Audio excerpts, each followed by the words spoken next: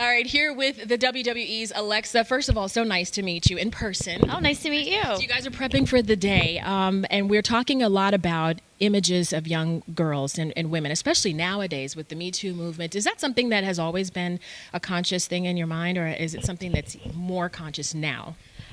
Well, for me, I had always kind of struggled with, feeling confident in myself. Like I had gone through a few eating disorders and, was very socially awkward growing up as a child. And so I feel like, a lot of that with me has kind of resonated with me my whole life. So in order now to see like how women are nowadays and all this empowerment and movement towards, positivity and, women's empowerment and strength. And I think it's just amazing. We can't change the past, but looking back, do you ever feel like your situation with your eating disorder would have been different had you had other female role models or someone there for you? Absolutely. One of the things I always thought about was when I was in the hospital, there would be, soccer players or tennis players or anyone that would come and visit us in the hospital. And I remember thinking to these people, I was like, yeah, it's nice you're here, but you don't know what I'm going through. Do you know what I mean? Like you're not experiencing this and you don't know what it's like unless you've lived through it. So for me, and I'd always kept my eating disorder kind of a secret. So I realized that, I needed to kind of speak out about it because when I was going through that, I didn't have anyone to look up to that has gone through it and said, you know what, it's fine. You can get through it and it doesn't have to define you. So that's why I wanted to be very open about it because I want to be that person, in case there are girls that are struggling with body images and, in any way or any kind of image, it's okay to be yourself and love yourself. And, it doesn't matter what struggles you go through. They don't have to define who you are. Exactly. And I mean, just walking down the street, we were talking about girls and body image and what's going through your mind, but you're out there in the ring in front of millions of people every day. What do you say to yourself to prep yourself for how you feel and what your mode is going to be for that day, just to inspire your own self?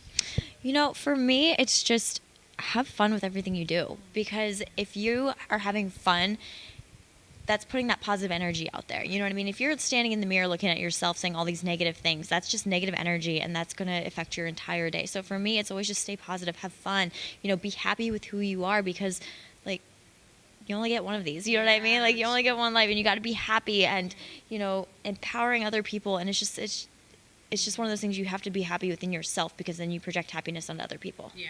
We were talking about the eating disorder that you had to deal with as a young child, as a young girl too. Aside from that, what other challenges would you say were major for you on your journey to where you are right now? What were the toughest hurdles you had to overcome? Well, I'd have to say my height is one of them.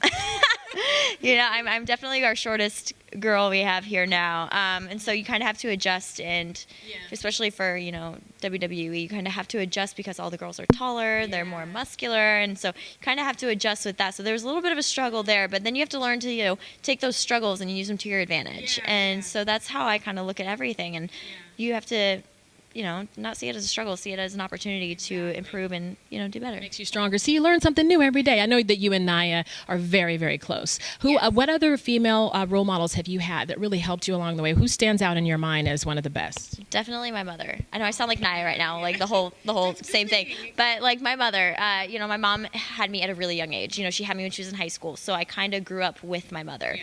And, to see the things she's gone through and to see the path that she's gone from, having me in high school to being the success she is now. It's very empowering and very great to have a role model like that to show, like any struggle, positivity can come out of it. And she's my best friend. When I was younger, she was like the most strict mom ever because, she didn't want me to follow the path that she went. But, if I didn't have my mother there with me from day one, I wouldn't be where I am today. Good foundation right yes. there, too. Last question for you. If you could give advice out there to any girl, whether she wants to follow your path or a different path, what would your strongest advice be?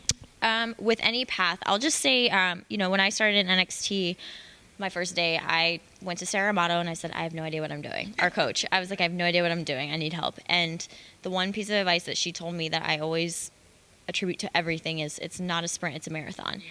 And you have to, whatever it is that you're going for, you have to learn the process, love the process, and respect the process. And know that if you just stick with anything, you'll be successful. And see, we talk about #see her. If you don't see her, you're blind. Something's wrong. And she's a Leo like me. So, we just get along. Exact day. Exact day. Thank you so much. Congratulations. Have a great time tonight, too.